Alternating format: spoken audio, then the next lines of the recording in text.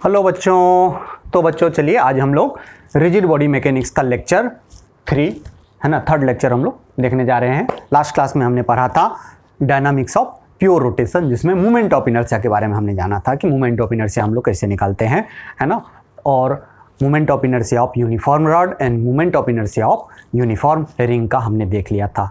अब हम लोग देखने जा रहे हैं movement of inertia of some important uniform rigid body, है ना। तो चलिए इसमें सबसे पहले हम लोग देख रहे हैं पहला यूनिफॉर्म रॉड का। यूनिफॉर्म रॉड, यूनिफॉर्म रॉड है ना। मान लेते हैं कि यूनिफॉर्म रॉड का जो मास है, मास आपका m दिया हुआ है एंड लेंथ जो है, लेंथ आपका l दिया हुआ है, ठीक है। तो इसमें ऑप्शन है ना ए में, ए पार्ट में मान लेते हैं कि आपका ये यूनिफॉर्म रॉड है, ये यूनिफॉर्म रॉड है, इसका मास जो आपका दिया हुआ है m और लेंथ कितना है l। आपका ये एक्सिस के अबाउट है ना, ये एक्सिस जो कि किसी एक एंड से पास कर रहा है ना, किसी एक एंड से पास करता हुआ एक्सिस के अबाउट, किसी एक एंड से पास करता हुआ एक्सिस के अबाउट मूवमेंट ऑफ इनर्शिया क्या होगा, और किसी एक एंड पे पास कर रहा है और उस पर क्या है परपेंडिकुलर है। तो इसके अबाउट जो मूवमेंट ऑफ इनर्शिया होगा यूनिफॉर्म रॉड का, वो होगा movement of inertia of uniform rod is equal to ml² ml²/3। तो इसको याद रखेंगे। लास्ट क्लास में हमने बताया था कि किसी एक एंड से पास करता हुआ एक्सिस, और जो वो एक्सिस आपका रॉड से थीटा एंगल बना रहा था, तो मूवमेंट ऑफ इनर्शिया आया था ml²/3 sin² थीटा। तो चलिए है ना, मान लेते हैं यही आपका रॉड है, ये आपका रॉड है ना, ये आपका रॉड है और ये कोई एक्सिस है जो कितना एंगल बना रहा है, ये आपका x डैश कोई एक्सिस है, कितना एंगल बना रहा है थीटा एंगल। इसके अबाउट मूवमेंट ऑफ इनर्शिया जो हो जाएगा कितना हो जाएगा ml²/3 इंटू sin² थीटा। इसका एक्सप्लेनेशन हम लोग लास्ट क्लास में देख लिया था, है ना। तो एक्सप्लेनेशन जानने की ज़रूरत नहीं है, ये आप इसको डायरेक्ट याद लिख रखेंगे, ठीक है। चलिए सी नंबर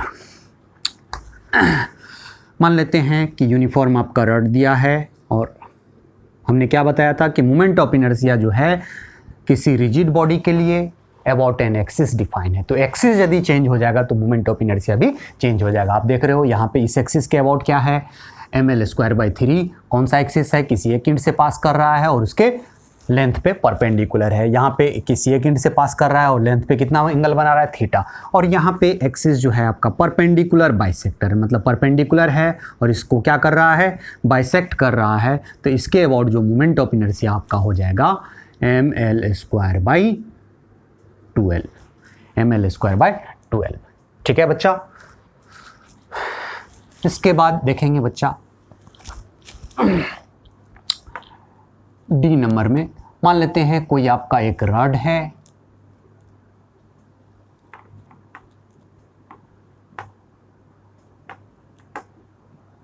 इसके मिड से पास कर रहा है, मतलब सेंटर ऑफ मास से।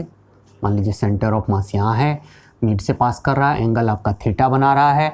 तो इसके अबाउट जो मोमेंट ऑफ इनर्शिया हो जाएगा, मोमेंट ऑफ इनर्शिया क्या हो जाएगा ml²/12 इंटू sin² थीटा हो जाएगा। यदि आपका थीटा आ जाता है तो जैसे यहाँ पे क्या देख रहे हो, मिड से पास कर रहा है, यहाँ पर भी सेंटर ऑफ मास से पास कर रहा था, तो कितना था ml²/12। और यहाँ पे यदि सेंटर से पास कर रहा है तो ml²/3, यदि एंगल थीटा बना रहा है तो sin² थीटा। और यहाँ पे एंगल कितना बना रहा है 90 डिग्री। तो साइन का वैल्यू आप, थीटा का वैल्यू आप 90 रखेंगे तो साइन थीटा का वैल्यू 1 होता है, तो आपका यही आ जाएगा, ठीक है बच्चों। इसके बाद आपका ई है ना, मान लेते हैं आपका ये रॉड है। अब रॉड के पैरेलल कोई एक्सिस है, इस रॉड के पैरेलल कोई एक्सिस है और यहाँ से ये लेंथ जो है आपका कितना है, मान लेते हैं r है। ये एक्सिस के अबाउट x डैश के अबाउट मान लीजिए इस रॉड का मास m है और लेंथ कितना है आपका l दिया हुआ है। तो इस एक्सिस के अबाउट x डैश एक्सिस के अबाउट मूवमेंट ऑफ इनर्शिया जो हो जाएगा x डैश के about movement of inertia mr² याद रखेंगे। तो चलिए ये इसको आप नोट डाउन कर लेंगे और इस सारे पॉइंट को याद रखेंगे। ठीक है, ये सारे पॉइंट को याद रखेंगे कि रॉड के किसी एक एंड से और उस एंड पे परपेंडिकुलर हो तो ml²/3, परपेंडिकुलर बाइसेक्टर के अबाउट ml²/12 आपका होता है। ठीक है, तो चलिए बच्चों इसको आप लिख लेंगे, है ना।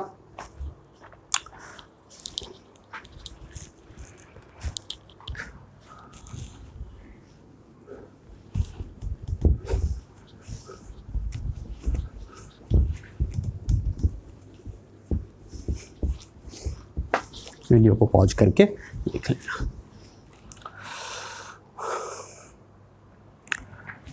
दूसरा देखते हैं हम लोग यूनिफॉर्म रिंग। यूनिफॉर्म रिंग के लिए, है ना, मान लेते हैं मास आपका दिया हुआ है रिंग का, m दिया हुआ है एंड लेंथ कितना दिया हुआ है, लेंथ कितना दिया हुआ है, l दिया हुआ है। तो हमने इसका रिंग का निकाला था सेंट्रल एक्सिस के अबाउट मोमेंट ऑफ इनर्शिया क्या होगा, सेंट्रल एक्सिस के अबाउट। तो चलिए मान लेते हैं ये आपका रिंग है ना, ये आपका रिंग दिया हुआ है और एक एक्सिस ले लेते हैं, ये आपका दिया हुआ है x एक्सिस, ये आपका क्या है y एक्सिस और ये आपका z एक्सिस है। z एक्सिस कौन है, मार्कर वाला। तो याद रखना है कि x एक्सिस के अबाउट, z एक्सिस के अबाउट तो हमने मोमेंट ऑफ इनर्शिया निकाला था, कितना आया था, moment of inertia about z axis कितना आया था, mr²। यहाँ पे आपका सॉरी है ना, याद रखेंगे यहाँ पे मास m है और इसका लेंथ नहीं रेडियस होता है, रेडियस आपका r दिया हुआ है तो कितना होता था mr² हमने निकाला था। और याद रखेंगे x एक्सिस के अबाउट और y एक्सिस, यहाँ पे x एक्सिस क्या है, डायमेट्रिक एक्सिस मतलब डायमीटर है और y एक्सिस भी यहाँ पे क्या है, डायमीटर। तो दोनों के अबाउट क्या होगा, सेम होगा। x एक्सिस के अबाउट मोमेंट ऑफ इनर्शिया और y एक्सिस के अबाउट मोमेंट ऑफ इनर्शिया, दोनों के अबाउट क्या हो जाएगा, mr²/2 मतलब आधा होता है ना। इसके बारे में हम लोग जान लेंगे बाद में। चलिए इसके बाद तीसरा नंबर हम लोग देखते हैं यूनिफॉर्म डिस्क। यूनिफॉर्म डिस्क,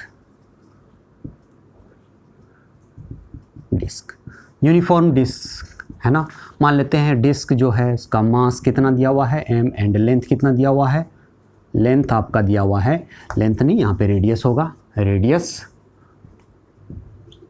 आपका r दिया हुआ है ना। तो रेडियस आपका r दिया हुआ है तो ये मान लेते हैं यूनिफॉर्म डिस्क दिया है ना। यूनिफॉर्म डिस्क मतलब मास per unit area through out एक जैसा है। मान लेते हैं एक एक्सिस आपका x एक्सिस है, ये आपका y एक्सिस है और ये आपका क्या है, z एक्सिस। याद रखेंगे मोमेंट ऑफ इनर्शिया जो रिजिड बॉडी के लिए डिफाइन है अबाउट एन एक्सिस, मतलब एक्सिस आपका चेंज हो जाएगा तो रिजिड बॉडी का मोमेंट ऑफ इनर्शिया क्या हो जाएगा, आपका चेंज हो जाएगा। तो याद रखेंगे z एक्सिस के अबाउट जो मोमेंट ऑफ इनर्शिया होता है, moment of inertia about z axis कितना होता है, डिस्क का mr²/2। याद रखेंगे रिंग का होता है mr² और डिस्क का होता है mr²/2। याद रखेंगे mr²/2 होता है। याद रखेंगे x एक्सिस और y एक्सिस के अबाउट मोमेंट ऑफ इनर्शिया क्या हो जाएगा, सेम होगा, क्योंकि जैसा x एक्सिस है, x एक्सिस डायमीटर है तो y एक्सिस भी डिस्क के लिए क्या है, डायमीटर है, ये डिस्क है ना। तो इसके अबाउट मोमेंट ऑफ इनर्शिया याद रखेंगे z एक्सिस के अबाउट के अक्रॉस जो होगा उसका आधा हो जाता है, mr² कितना हो जाएगा, 4। इसको याद रखेंगे। अच्छा तो चलिए इसको पॉज करके आप लोग इसको उतार लेंगे।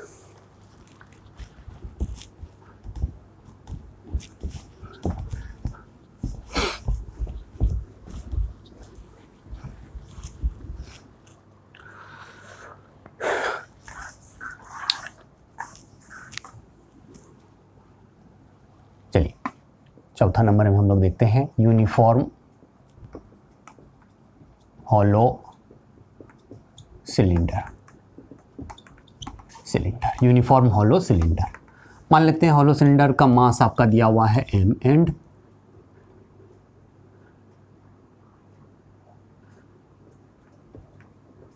रेडियस आपका r दिया हुआ है। ये आपका हॉलो सिलेंडर है, ये आपका सिलेंडर है ना। मान लेते हैं एक एक्सिस ये आपका एक्स एक्सिस है, ये इसका सेंटर ऑफ मास है, ये क्या है आपका वाई एक्सिस, और आपका ये वाला जो एक्सिस आप देख रहे हो ये क्या है आपका जेड एक्सिस। याद रखेंगे इसका रेडियस कितना दिया हुआ है, रेडियस दिया हुआ है कैपिटल आर, और यहाँ से इसका लेंथ जो है ये आपका दिया हुआ है एल। तो याद रखेंगे moment of inertia about X axis, याद रख लेंगे moment of inertia about X axis जो होता है, याद रखेंगे एक्स एक्सिस के about moment of inertia ring के जैसा होता है। रिंग का मोमेंट ऑफ इनर्शिया आपने क्या देखा, एम आर स्क्वायर, है ना। तो यहाँ पर भी एक्स एक्सिस के अबाउट क्या हो जाएगा, एम आर स्क्वायर, और जैसा वाई एक्सिस है वैसा ही क्या है जेड एक्सिस। दोनों क्या है सिमेट्रिकली है इस हॉलो सिलेंडर के लिए, है ना, दोनों एक ही जैसा है। तो दोनों के about moment of inertia about Y axis बराबर moment of inertia about Z axis, दोनों बराबर होगा। और ये किसके बराबर होगा, तो याद रखना है बच्चा किसके बराबर होगा, तो होगा M R square by 2 plus M L square by 12। याद रखेंगे, समझ में आया बच्चा, क्या होगा M R square by 2 plus M L square by 12। ठीक है, तो कैसे, जैसे एम आर स्क्वायर बाई 2, तो ये क्या हो गया इसका डायमीटर हो गया। तो डायमीटर के अबाउट रिंग का क्या होता था एम आर स्क्वायर बाई 2, और चूंकि ये रॉड के जैसा बिहेव करेगा तो रॉड का क्या होता है परपेंडिकुलर बाइसेक्टर के across M R square by 12। तो इस तरह से आप याद रख सकते हैं, माइंड में सेट कर सकते हैं। चलिए 5वां नंबर जो है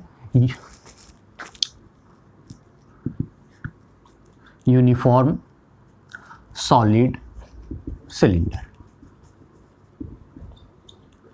याद रखेंगे हॉलो सिलेंडर हम लोग इसको बोलेंगे, अंदर में क्या है ना वैकेंसी है तो इसको हॉलो बोलेंगे, और पूरा मटेरियल से भरा हुआ है तो इसको क्या बोलेंगे सॉलिड सिलेंडर बोलेंगे। तो सॉलिड सिलेंडर के का मोमेंट ऑफ इनर्शिया हम लोग यहाँ पे देख रहे हैं, ये आपका सॉलिड सिलेंडर है, सॉलिड सिलेंडर है बच्चा, ये आपका सॉलिड सिलेंडर है, ये एक्स एक्सिस है, ये वाई एक्सिस है, ये क्या है आपका जेड एक्सिस, मतलब ये सॉलिड है। याद रखेंगे यहाँ पर आपका क्या है आर, और ये लेंथ कितना है आपका दिया हुआ है एल है। याद रखेंगे इसका मास एम दिया हुआ है, रेडियस आपका कैपिटल आर है। तो moment of inertia about X axis के about moment of inertia disc के बराबर होगा। डिस्क में क्या होता था एम आर स्क्वायर बाई 2, और वाई एक्सिस और जेड एक्सिस के अबाउट मोमेंट ऑफ इनर्शिया क्या होगा, दोनों बराबर होगा, क्योंकि जैसा वाई एक्सिस है उसी तरह से आपका ये जेड एक्सिस है, दोनों इसके डायमीटर के जैसा है ना। तो ये वाई एक्सिस और जेड एक्सिस दोनों बराबर हो जाएगा, और होता क्या है तो M R square by 4 plus M L square by 12। याद रखेंगे बच्चा। तो चलिए इसको बच्चा पॉज करके क्या कर लेंगे बच्चा, उतार लेंगे, है ना।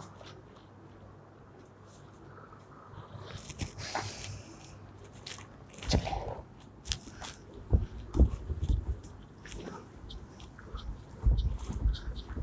नेक्स्ट हम लोग देखते हैं moment of inertia of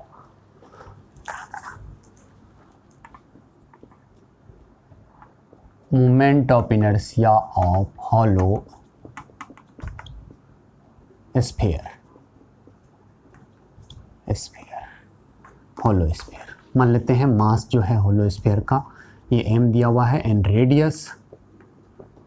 radius आपका कैपिटल आर दिया हुआ है ना। तो कितना होगा, मान लेते हैं आप ये आपका हॉलो स्फीयर है, और हॉलो स्फीयर का तो कोई भी एक्सिस होगा एक ही जैसा होगा, सब तो डायमीटर ही होगा।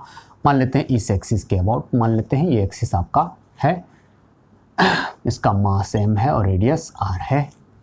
मान लेते हैं x डैश ही है सपोज दैट, है ना। तो moment of inertia about x dash ये क्या हो जाएगा, याद रखेंगे 2/3 mr स्क्वायर। ठीक है, तो 2/3 mr स्क्वायर ये सारा याद रख लेंगे, है ना। इसका एक्सप्लेनेशन की कोई ज़रूरत नहीं है, याद रखेंगे। 7 number moment of inertia of solid sphere. Moment of inertia of solid sphere, तो सॉलिड स्फीयर का मोमेंट ऑफ इनर्शिया है ना। तो सॉलिड स्फीयर का मतलब क्या हो गया कि मटेरियल पूरे वॉल्यूम में भरा हुआ है, पूरे वॉल्यूम में मटेरियल भरा हुआ है, तो इसको क्या बोलेंगे हम लोग, सॉलिड स्फीयर, है ना। मान लेते हैं ये एक्स एक्स डैश है, तो moment of inertia about X X dash क्या हो जाएगा, mr² 2/5 mr²। याद रखेंगे 2/5 क्या होता है, mr²। चलिए इसको लिख लेंगे बच्चा।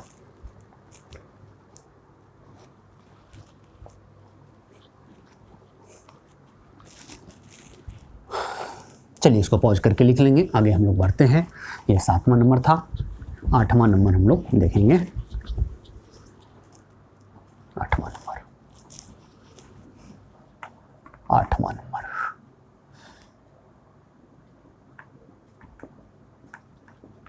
यूनिफॉर्म हॉलो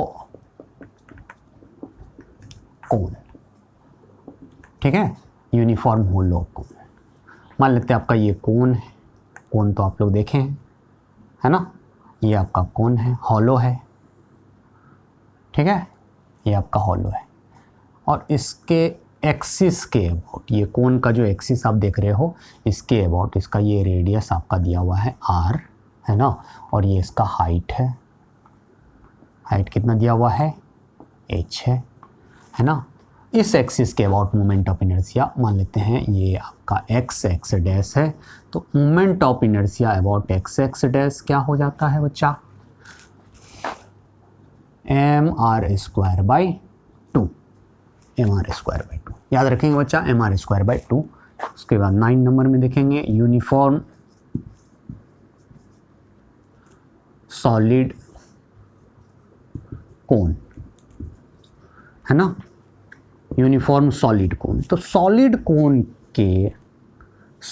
कोन का मोमेंट ऑफ इनर्शिया इसके एक्सिस के अबाउट आपका कितना होता है, याद रखेंगे बच्चा, ये आपका सॉलिड कोन है ना, ये क्या है, इसका रेडियस है, इस एक्सिस के अबाउट एक्स एक्स डैश के अबाउट, मतलब कोन का जो एक्सिस है उसके अबाउट मोमेंट ऑफ इनर्शिया क्या होगा, moment of inertia about X X dash, है ना, याद रखेंगे 3/10 mr², 3/10 mr² होता है, ठीक है।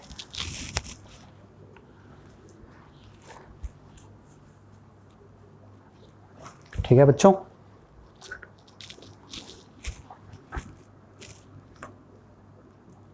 दसवां में है ना, यूनिफॉर्म ट्रायंगुलर प्लेट।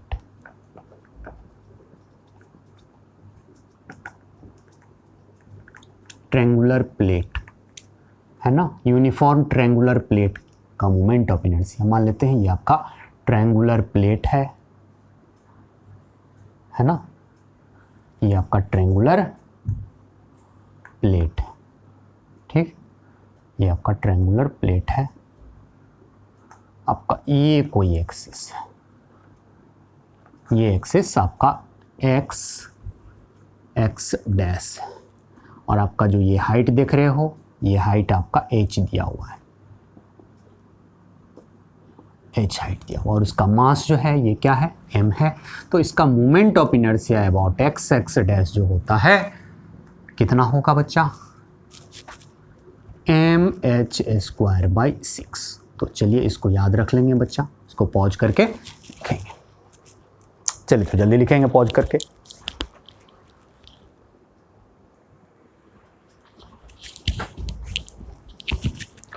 हाँ बच्चों, तो there are 2 theorem for calculation of moment of inertia of different body about different axis. तो हमने देखा था कि किसी भी बॉडी का moment of inertia, rigid body का, डिफरेंट एक्सिस के अबाउट क्या होगा, डिफरेंट होगा। तो किसी एक एक्सिस के अबाउट आपको पता है, दूसरे एक्सिस के अबाउट निकालना है एक ही रिजिड बॉडी का, तो हम लोग कैसे निकालेंगे, तो उसके लिए आपका 2 थ्योरम दिया हुआ है, एक पैरेलल एक्सिस थ्योरम और एक परपेंडिकुलर एक्सिस थ्योरम। तो यही लिखे हैं कि there are 2 theorem for calculation of moment of inertia of different bodies about different axis. तो पहला थ्योरम है पैरेलल एक्सिस थ्योरम, ठीक है।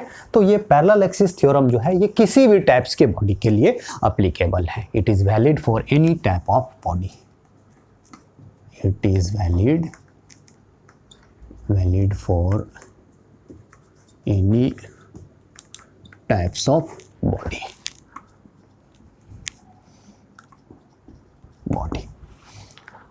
देखते हैं क्या कहता है पैरेलल एक्सिस थ्योरम। मान लेते हैं कोई आपका बॉडी है और ये बॉडी है आपका, मान लेते हैं कि इसका यहाँ पे क्या है आपका centre of mass. Centre of mass है ना, हमने सेंटर ऑफ मास पढ़ चुके हैं हम लोग। सेंटर ऑफ मास किसको बोलते हैं, जहाँ पे हम लोग मानते हैं है ना कि बॉडी का सारा मास यहीं कंसंट्रेटेड है, ऐसा हम लोग मानते हैं, ऐसा हाइपोथेसिस है ना, for the calculation of momentum and force analysis. तो मान लेते हैं कि ये आपका कोई बॉडी है, इसका सेंटर ऑफ मास है, इस सेंटर ऑफ मास से पास करता हुआ एक्सिस एक आपका ये है, ये जो है आप देख रहे हो एक्सिस, मान लेते हैं ये आपका एक्सिस एक्स एक्स डैश है, और इस एक्सिस के अबाउट मोमेंट ऑफ इनर्शिया आपको पता है आई ऑफ सी। मतलब इस बॉडी का मोमेंट ऑफ इनर्शिया इस एक्स एक्स एक्सिस के about, X X dash axis के अबाउट, जो कि कहाँ से पास कर रहा है, सेंटर ऑफ मास से, वो कितना दिया हुआ है आई ऑफ सी एल। अब इस एक्सिस के, ये एक्स एक्स डैश के पैरेलल कोई भी एक्सिस हो तो इसके अबाउट आप मोमेंट ऑफ इनर्शिया निकाल सकते हैं। मान लेते हैं कि एक और एक्सिस है ए बी कोई एक्सिस है जो किसके पैरेलल है, एक्स एक्स डैश के, और दोनों पैरेलल है तो दोनों के बीच की दूरी मान लेते हैं ये कितना दिया हुआ है टी। मान लेते हैं इसका जो मास है, मास आपका कितना है m है, ये आपका कोई बॉडी है और ये X X dash is passing through है ना सेंटर ऑफ मास है ना, if X X dash is passing through its centre of mass cm, मतलब centre of mass, and A B parallel to X X dash. यदि A B आपका किसके parallel है, x X dash के, तो moment of inertia about A B जो होगा, A B ये किसके बराबर होगा, moment of inertia about X X dash plus M mass into parallel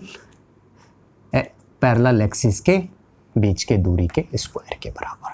that is, इसी चीज़ को हम लोग लिखेंगे, किसी एक्सिस के अबाउट मोमेंट ऑफ इनर्शिया जो होगा, किसी एक्सिस के अबाउट मोमेंट ऑफ इनर्शिया जो होगा वो किसके बराबर होगा, moment of inertia about centre of mass and parallel to this axis plus mass into D square.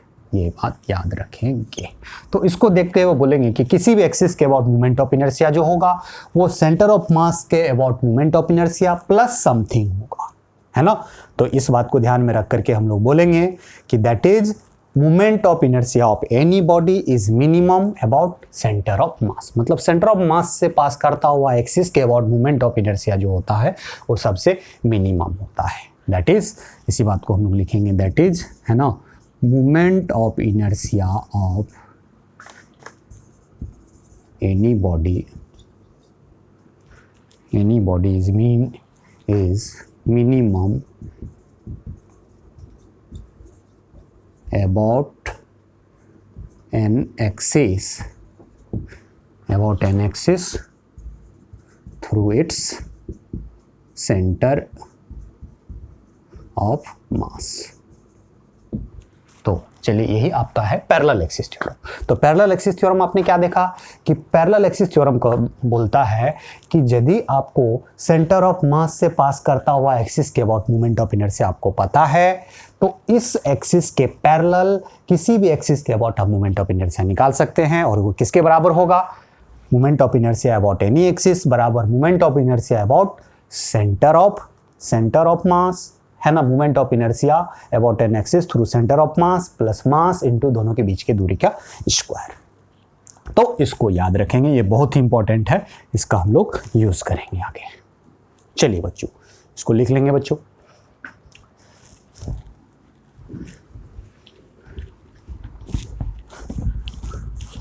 चलिए इसका एक एग्जाम्पल हम लोग देते हैं कि इसको हम लोग कैसे यूज करेंगे। ठीक है, एक एग्जाम्पल हम लोग देते हैं। मान लेते हैं कि आपका रिंग है ना, मान लेते हैं ये आपका रिंग है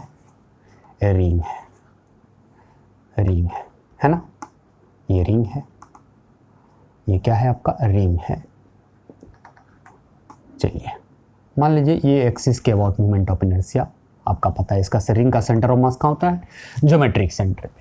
अब मान के चलो एक ऐसा एक्सिस बोल दिया जो कि इससे पास कर रहा है ना, ये मान लो ए बी है ना। तो moment of inertia about A B जो होगा वो क्या हो जाएगा, moment of inertia about centre of mass plus mass into दोनों के बीच की दूरी कितना हो जाएगा, किसके बराबर, रेडियस के बराबर। तो क्या हो जाएगा m इंटू आर स्क्वायर। और आप जानते हो कि रिंग के डायमीटर के अबाउट मोमेंट ऑफ इनर्शिया क्या होता है, M R square by 2 plus M R square, यानी कि कितना हो जाएगा 3 एम आर स्क्वायर बाई, याद रखेंगे moment of inertia about it's tangent. ठीक है, तो चलिए इसको लिख लेते हैं, एक एग्जाम्पल हुआ, पॉज करके लिख लेंगे। नेक्स्ट हम लोग देखते हैं परपेंडिकुलर एक्सिस थ्योरम। दूसरा में perpendicular axis theorem. Perpendicular axis theorem क्या बताता है, याद रखेंगे कि perpendicular axis theorem is valid only planar body, मतलब 2D बॉडी है ना, 2D बॉडी के लिए सिर्फ वैलिड है ना। तो याद रखेंगे बच्चा, it is valid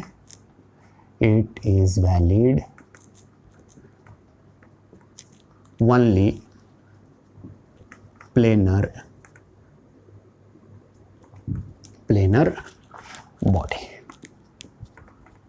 that is 2D body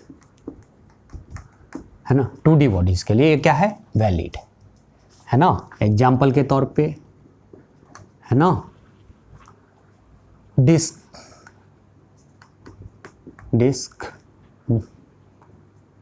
and ring,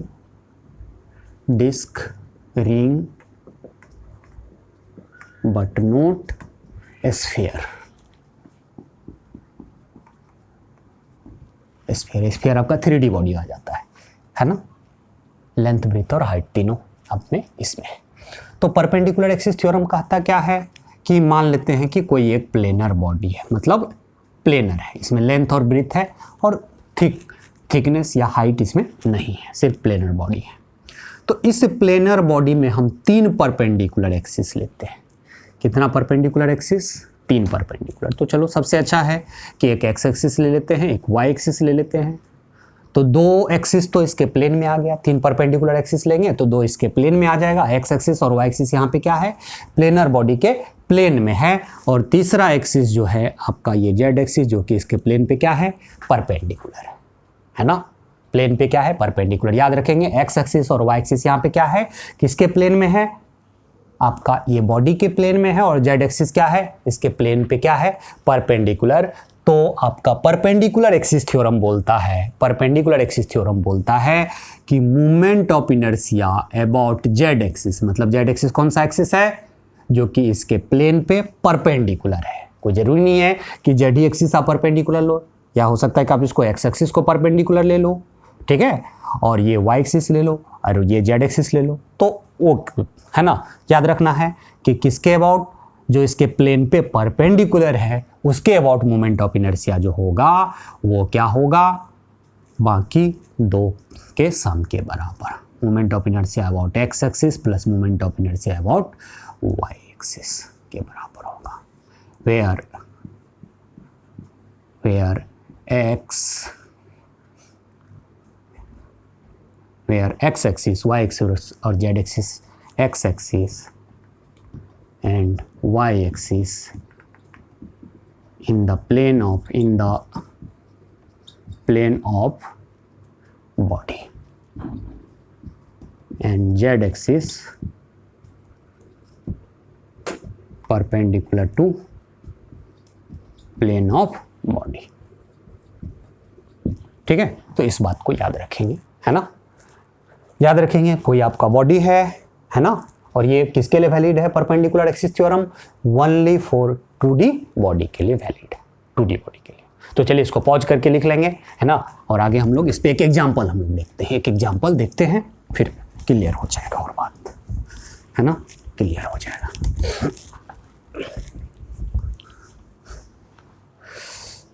जाएगा। एक एग्जाम्पल हम लोग देख लेते हैं। जैसे एग्जाम्पल के तौर पे मान लेते हैं आपका डिस्क था या रिंग है, या डिस्क लें या रिंग लें, मान लेते हैं सपोज दैट रिंग ही ले रहे हैं। ये क्या ले रहे हैं? रिंग ले रहे हैं,